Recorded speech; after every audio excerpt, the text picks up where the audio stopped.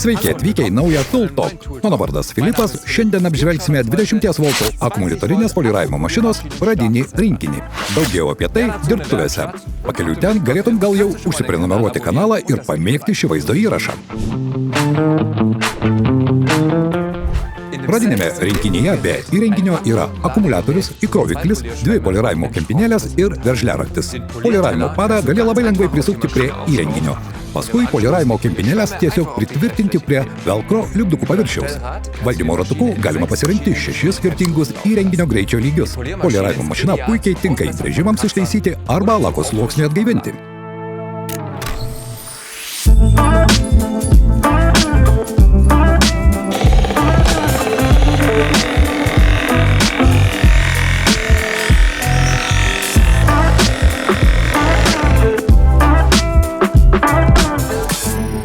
Dabar žinai, ką gali poliravimo mašina. Parašyk komentaruose, kam ją naudosi toliau ir tiesiog imkis darbo.